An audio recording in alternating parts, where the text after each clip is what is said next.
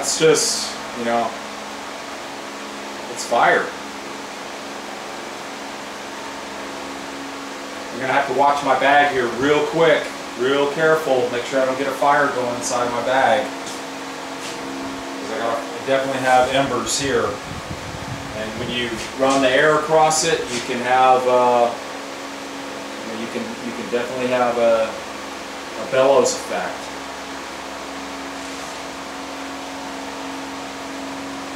I'm going to pull my vacuum right now. I don't want my vacuum to burn up. I'm going to check it out right now. So I just checked my bag. I just put a new bag in actually today, and everything seems good in here. You know, I think I am not going to risk, you know, if my blade is that dull, I think I am not going to risk fire inside my vacuum. So I'm just going to cut without it and just make a mess. I may turn it on. I'll turn it on occasionally if I see no smoke. That's what I'll do. Let me get my vacuum back in its. I had to drag it out of its little cubby there. My vacuum station. Pretty easy to put back though. Okay, I cleaned the crud off the blade. I scraped it off with that X-Acto knife, and then gave it a little bath of WD. So hopefully that will allow me to finish this cut without too much buildup. So when that stuff fuses onto the outside of those blades, it's not allowing the cutting action to take place, and so you're just trying to drive that thing through the work, and that resinous pitch on the outside is really what's contacting your work, and that's what's generating the heat. So I'm going to try it with the back again.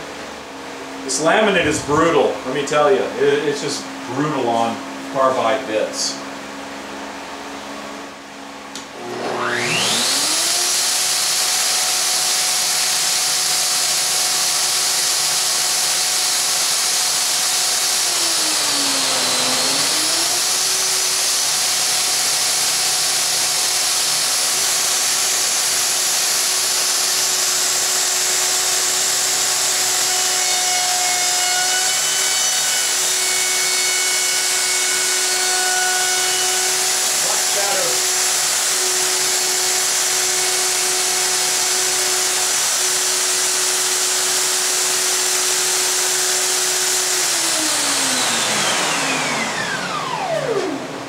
Get up on there and kneel down, so I need to get something to stand on. I guess I'll just stand on my metal folding chair here, and if it gets ugly, I'm just going to let it go.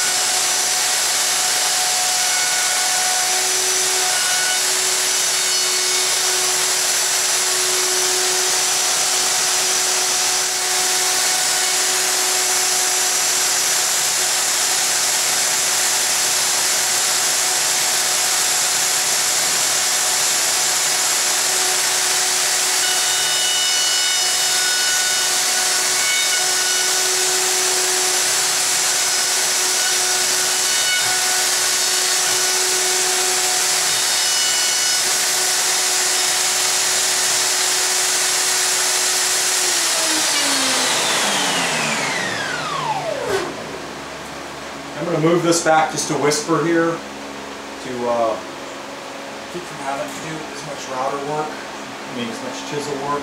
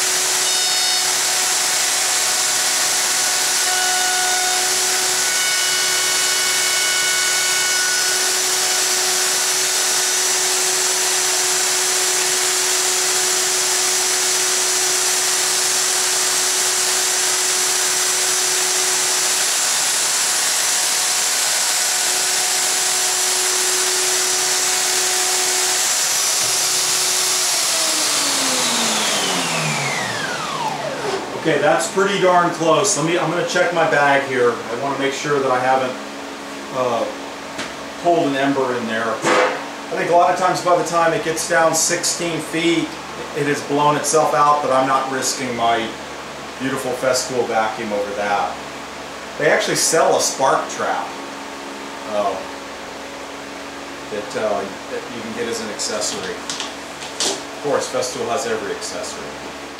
So when I was doing the first one, I thought, oh, I'll get the router out and I'll plunge down in there and blah blah blah. And I said, you know what? That's just too risky to get near this cast iron and with a router. So I'd rather just touch it with this vibratory tool here on this fine multi-tool, Multi-Master.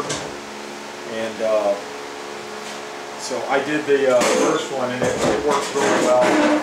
You know, I didn't want to use a chisel, but there's no way around it. You know, there's just no way around chiseling out the corners and stuff and just making it happen. So I've got, well, I have 2 cherries out here. I have a 2 cherries out here that's pretty darn sharp, and it's not going to be when I'm done with this, but it's okay because I have the ultimate sharpening jig, and I'll just send it to the spa and it'll be as good as new, if I can find it. Of course, it was right in the wide open. Blame it on the heat. That's my fallback every time. The heat!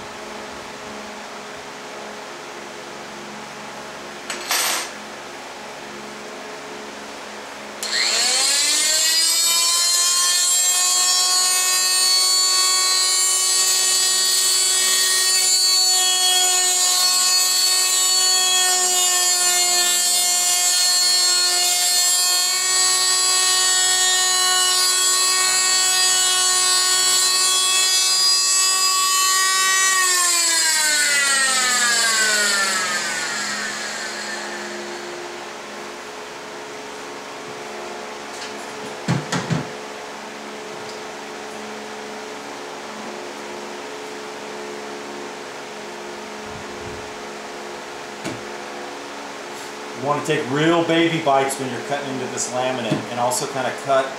You see I'm kind of cutting and pulling away, so I'm kind of cutting on the skew. It's not wood.